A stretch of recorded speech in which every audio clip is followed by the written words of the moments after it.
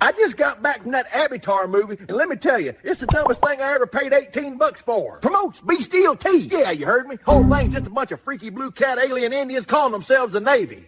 They go around sticking it in their ears. I ain't raising my grandkids on that, man. But that's not even what's got me fired up. On the way out of the theater, I stopped at the concession stand and look what they had. Sweet jerkins.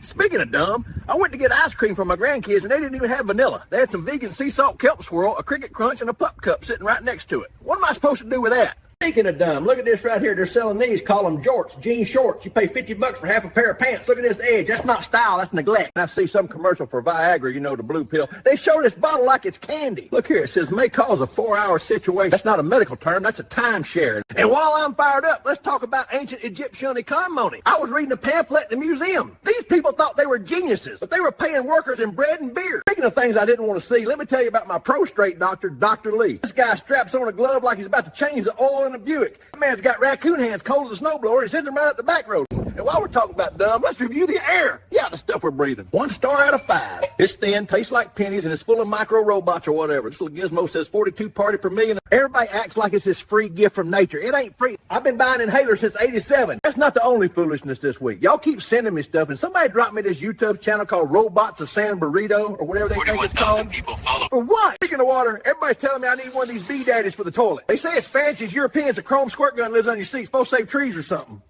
Everybody in my comments keeps hollering I need one of these duvet covers. French word for pillowcase for your blanket, so I bought one. Here it is. See the little string? You're supposed to tie your comforter to it. I don't even tie my shoes half the time. Now, Buck even been pestering me saying, Buck, what's your official rating on those bears that gobble up a fresh pie off your windowsill? So here it is. First off, credit where credit's due. Speaking of fish, let's talk about this catch and release nonsense. They call it catch and release. I call it catch and annoy the fish. I just watched that program To Catch a Predator. When I heard the title, I figured they were going to have game wardens wrangling mountain lions out of folks' backyards or something. Nope. Turns out it's internet creeps and this host fella, Chris Hansen. James Camshaft spent 3 hours showing blue cat smurfs making googly eyes at actual humans. That's more that bestiality they're pushing. Grandpa, that's not what it is. He built a whole ocean planet. Let's talk about the Vietnam War. I just binge watched one of those history specials on it last night. As a war, I'm giving it 2 out of 5 stars. And while we're on the subject of things you can't unsee, let's talk about the herpes. Everybody acts like it's just a little cold sore. No, sir. That thing is a lifelong roommate with no job. They call this a cold sore? And this guy, James Cameraman, ought to film a story that makes sense before he films it underwater. So I sat down rewatching that show Bones on whatever streamy app. And remember when it was about bones? Good show at first. Every week they drag a skeleton out of a swamp, Dr. Temper's broom handle poking it. The show used to be about bones. All the bones. The science, the mystery. But now it's about boning. Every week. You got Temperature Brennan, that FBI guy bone swapping spit. Season 1, though, that was great. That was when the black guy was the boss. He kept the bone nerds in line, gave them pep talks, had a little class too. Then he vanished after season 1. And what do we get?